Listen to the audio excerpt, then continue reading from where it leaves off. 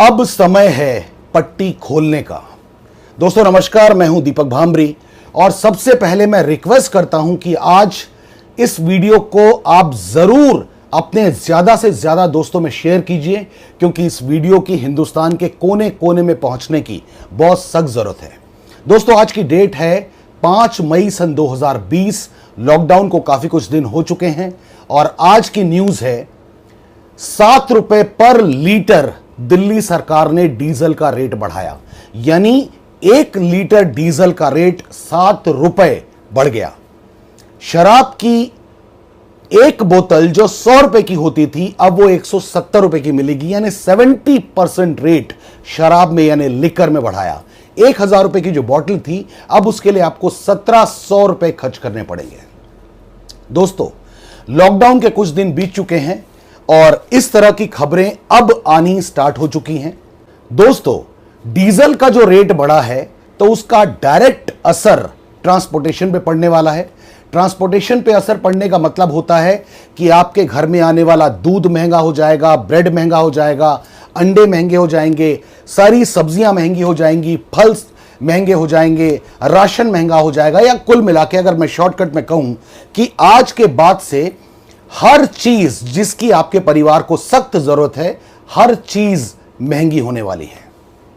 वैसे भी लॉकडाउन और कोरोना वायरस का जो असर हम लोगों की जिंदगी में आया है, हम लोग बहुत दिनों से महसूस कर रहे होंगे कि बहुत सारे लोगों की जॉब्स ऑलमोस्ट जा चुकी हैं, या बहुत सारे लोग जो ऐसे हैं जिनकी जॉब नहीं गई हैं बट उनकी सैलरी में बहुत जबरदस्त कट किया गया है। मैं आपके साथ कुछ इंडस्ट्रीज के बारे में शेयर करना चाहता हूं कि ऐसी कौन कौन सी इंडस्ट्रीज हैं जो कि लॉकडाउन और कोरोना वायरस की वजह से जबरदस्त जिनके ऊपर असर पड़ा है और इनको संभलने में बहुत सारा वक्त लगने वाला है।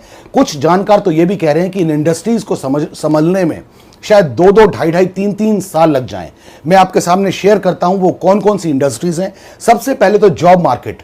आप ये महसूस कर रहे हैं कि जॉब मार्केट यानी अब जॉब्स नहीं है, ना तो सरकारी जॉब्स हैं ना प्राइवेट जॉब्स हैं, और अगर जॉब है भी तो इतना जबरदस्त कंपटीशन है। जहां पर एक नॉर्मल इंसान 10 लोग जहां पर जॉब करते थे अब वहां पर छटनी हो चुकी है और 5 या 6 लोग उन 10 लोगों का काम करेंगे, यानी आपके ऊपर प्रेशर जबरदस्त तरीके से बन जाएगा। मैं डरा नहीं रहा हूं, मैं आपकी आंखें खोलना चाहता हूं।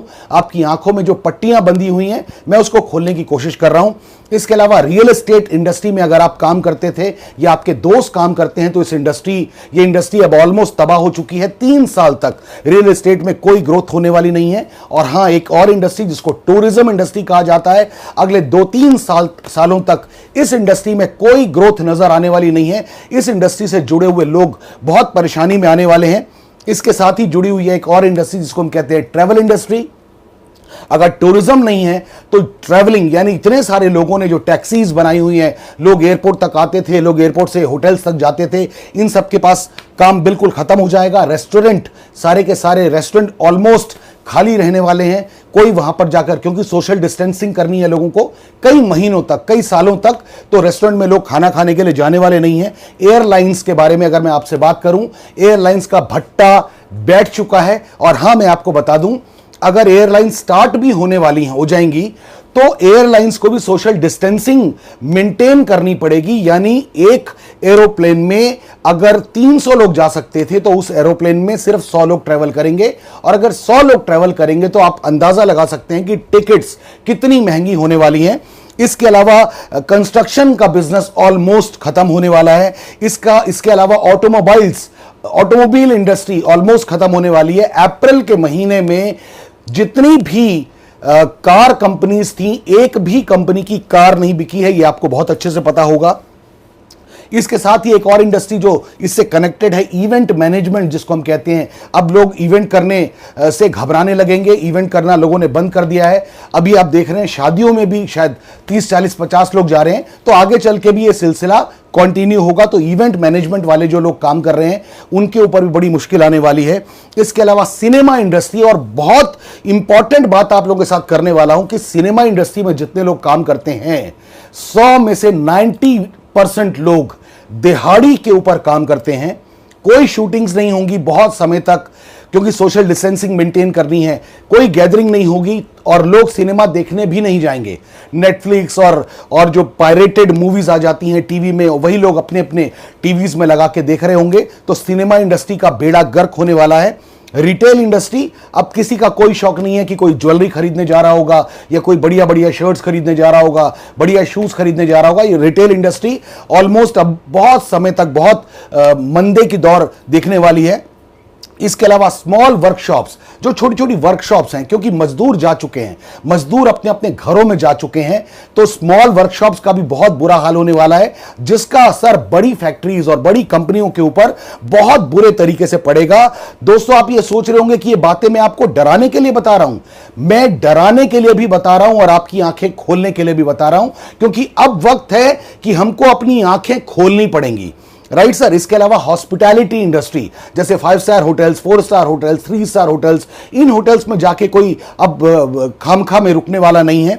इसके अलावा अम्यूजमेंट पार्क के साथ जो लोग, इस इंडस्ट्री के साथ जो लोग जुड़े हुए हैं, उनके ऊपर बड़ा मुश्किल दौर आने वाला है। ऑयल एंड गैस, इस फील्ड से जुड़े हुए जो लोग, क्योंकि अब मैक्सिमम लोग कोशिश करेंगे कि वो वर्क फ्रॉम होम करें और बहुत सारे लोग ट्रैवलिंग नहीं करेंगे, ट्रैवलिंग बहुत कम करेंगे, जिसका असर ऑयल एंड गैस के ऊपर आएगा। अगर सरकार का जो सबसे बड़ा रेवेन्यू जनरेट होता है वो होता है पेट्रोल और डीजल प्लस लिकर, और लिकर के ऊपर सरकार ने क्या रेट बढ़ाया, 70% रेट एक्स्ट्रा हो गया।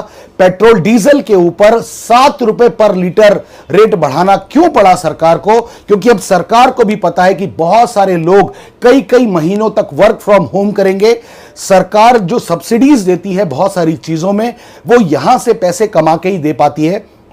तो अब सरकार के पास भी बहुत ज्यादा पैसे नहीं होंगे लोगों को हेल्प करने के लिए, लोगों को मदद करने के लिए। इसके अलावा लॉजिस्टिक्स एक ऐसी इंडस्ट्री है जो जिसके ऊपर बहुत असर पड़ने वाला है, क्योंकि जब सामान ज्यादा इधर से उधर नहीं होगा तो लॉजिस्टिक्स इंडस्ट्री के साथ जुड़े हुए लोग परेशानी में आने वाले हैं। लग्जरी प्रोडक्ट, अब कोई ऐसा नहीं होगा कि वो हर 2 साल में अपने पर्दे बदलने जा रहा है, या अपने घर को रेनोवेट करने जा रहा है, या अपने सोफे बदलने जा रहा है, या अपने सोफा कवर्स बदलने जा रहा है, या शो पीसेस बदलने जा रहा है, घर में टंगी हुई लाइटों को बदलने जा रहा है, या वॉचेस बदलने जा रहा है। इस तरह का काम बिल्कुल नहीं होगा। यानी लग्जरी आइटम जितनी भी हैं उनके ऊपर बहुत बुरा असर पड़ने वाला है। लोकल ट्रांसपोर्ट या जैसे ओला उबर है, लोग इससे भी अवॉइड करेंगे, क्योंकि लोगों को डर होगा क्या पता मुझसे पहले कौन बैठा था, क्या पता वहां पे प्रॉपर सैनिटाइजेशन हुआ है या नहीं हुआ है। तो इस इंडस्ट्री को भी बहुत असर पड़ने वाला है। उसके अलावा लाइव स्पोर्ट्स जैसे आईपीएल तो कैंसिल ही हो गया, लेकिन आईपीएल अगर कैंसिल हुआ तो आप ये मत सोचिए कि सिर्फ आईपीएल में प्लेयर जो थे उन्हें पैसे नहीं मिल रहे, उनका नुकसान हुआ। जी नहीं, स्टेडियम के साथ जुड़े हुए लोग, स्पोर्ट्स अथॉरिटी के साथ जुड़े हुए लोग, टीवी जहां पर उसका ब्रॉडकास्टिंग होना था उसके साथ जुड़े हुए लोग, यानी हर तरह की इंडस्ट्री के लोग, उसके साथ जो लाइव स्पोर्ट्स के साथ जो जुड़े हुए हैं, उनकी जिंदगी में बहुत असर पड़ने वाला है। इसके अलावा मैन्युफैक्चरिंग यूनिट्स के ऊपर बहुत सारा असर पड़ने वाला है, क्योंकि डिमांड कम हो रही है। अब लोग अपने सर्वाइवल के लिए पैसे बचाने के मूड में हैं, तो डिमांड कम हो रही है, तो मैन्युफैक्चरिंग यानी सेल्स घटेंगी, तो मैन्युफैक्चरिंग भी उतनी ज्यादा नहीं होगी। दोस्तों, ये कुछ इंडस्ट्रीज हैं जिसके बारे में मैंने आपसे बात की, लेकिन ये बात करना मेरा मकसद नहीं है सर। मेरा मकसद यह बताना है कि जो होना था वो हो चुका। जो कोरोना वायरस का इंपैक्ट आपकी जिंदगी में पड़ना था वो पड़ चुका। जो लॉकडाउन का इंपैक्ट आपकी जिंदगी में पड़ना था वो पड़ चुका। जो फाइनेंशियल इंपैक्ट हम सबकी जिंदगी में पड़ना था वो पड़ चुका। अब आगे क्या? और अब मैं वो बात करने वाला हूं जिस बात को करने के लिए मैंने ये वीडियो बनाना चाहा। अब मैं आपसे बात करने वाला हूं कि अब समय है आंखों से पट्टियां खोलने का। दोस्तों, यहां पर 2 बातें हैं। पहली बात कि या तो आप इस सदमे में आ जाइए कि इतना सब कुछ हो गया, इतना सब कुछ डाउनफॉल हो गया, अब मुझे क्या करना है, मैं तो कुछ कर नहीं पाऊंगा।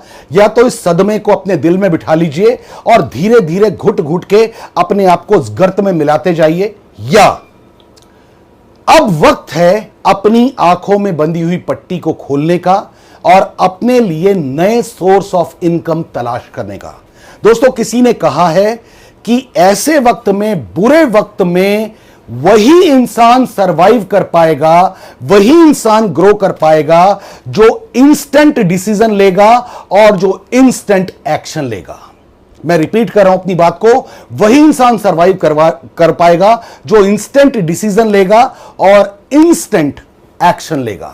दोस्तों, ऐसे समय में जब बहुत फाइनेंशियल क्राइसिस हैं, जब बहुत प्रॉब्लम हैं, मैं क्लियर कट आपको बोलना चाहता हूं, आप अपनी इनकम को बढ़ाना जरूर चाहते हैं क्योंकि आपकी ईएमआईज हैं और आपकी कार का लोन है, आपकी बाइक का लोन है, आपके ऊपर होम लोन है, आपकी सैलरी कट चुकी है, हो सकता है आपकी जॉब भी जा चुकी है, लेकिन 2 या 3 महीने का वेव ऑफ आपको मिल चुका है, लेकिन इससे ज्यादा का वेव ऑफ नहीं मिलेगा। आपको अपनी ईएमआईज पे करनी पड़ेंगी, आपको अपनी कार की ईएमआई पे करनी पड़ेगी, होम लोन पे करना पड़ेगा, क्रेडिट कार्ड के बिल्स पे करने पड़ेंगे, जितने भी आपकी रिस्पॉन्सिबिलिटीज वो आपको करनी ही पड़ेंगी। आपको अपने बच्चों की फीसेस जमा करनी पड़ेंगी, घर में राशन भी लाना पड़ेगा, दूध भी लाना पड़ेगा, ब्रेड भी लाना पड़ेगा, अंडे भी लाना पड़ेगा, हर चीज करना पड़ेगा क्योंकि ये आपकी अब मजबूरी है। आप अपने खर्चों में कुछ परसेंटेज का कट ऑफ कर सकते हैं, लेकिन अगर आप ये सोचें कि मैं 50% अपने खर्चे कम कर दूंगा, this is not practically possible.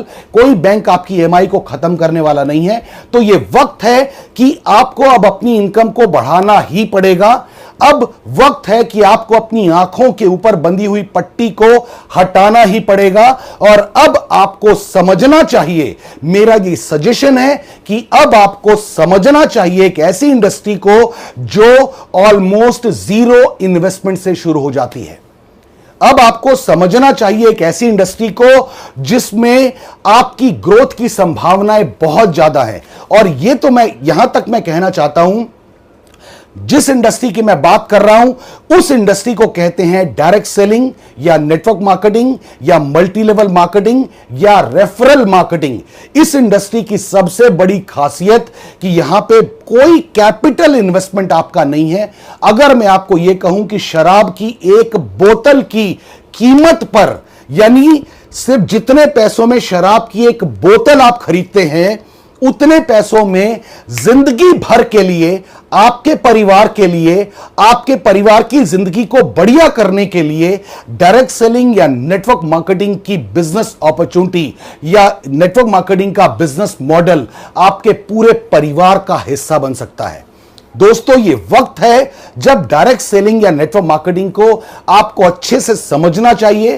Bharat सरकार इस इंडस्ट्री को बहुत जबरदस्त तरीके से प्रमोट कर रही है। इस इंडस्ट्री ने पिछले कई सालों में जबरदस्त ग्रोथ की है, पूरी दुनिया में ही नहीं, हिंदुस्तान में भी। और दिल्ली यूनिवर्सिटी में डायरेक्ट सेलिंग या नेटवर्क मार्केटिंग को सिलेबस में शामिल किया गया है, यानी दिल्ली यूनिवर्सिटी के स्टूडेंट्स को डायरेक्ट सेलिंग के बारे में अब पढ़ाया जा रहा है।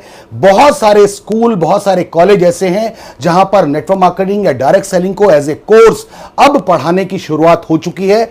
इसलिए अगर आपको इस वक्त सबसे बेहतरीन कोई अपॉर्चुनिटी चाहिए जो आपकी परिवार की जिंदगी को बहुत बढ़िया कर सकता है, तो मेरा एक ही सजेशन है कि आपको डायरेक्ट सेलिंग या नेटवर्क मार्केटिंग में अपने आप को जरूर डालना चाहिए, नेटवर्क मार्केटिंग को जरूर समझना चाहिए। और मैं रिपीट कर रहा हूं, मैंने पहले भी कहा, जितने पैसों में आप शराब की एक बोतल खरीदते हैं, उतने पैसों में जिंदगी भर के लिए नेटवर्क मार्केटिंग का यह बिजनेस आपके परिवार का हिस्सा बन सकता है। दोस्तों, अब सच में वक्त है आंखों में बंधी हुई पट्टी को खोलने का और इस इंडस्ट्री को समझने का, बहुत अच्छे से समझने का, क्योंकि फिर मैं कहूंगा मातम मनाने से ग्रोथ नहीं होगी।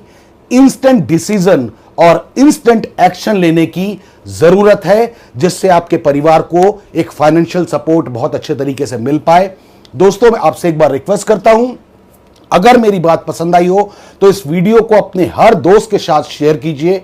इस वीडियो को ज्यादा से ज्यादा लोगों तक पहुंचाइए ताकि हिंदुस्तान को एक अच्छी अपॉर्चुनिटी मिल सके, हिंदुस्तान के सारे लोगों को मुश्किल वक्त में एक सपोर्टिव हैंड मिल सके। जैसे कार में एक स्टेपनी होती है ना सर, वैसे ही मैं कहना चाहूंगा नेटवर्क मार्केटिंग को एक स्टेपनी की तरह अपनी जिंदगी में यूज कीजिए और बहुत जल्दी ये स्टेपनी आपका मेन टायर बनने की ताकत रखती है।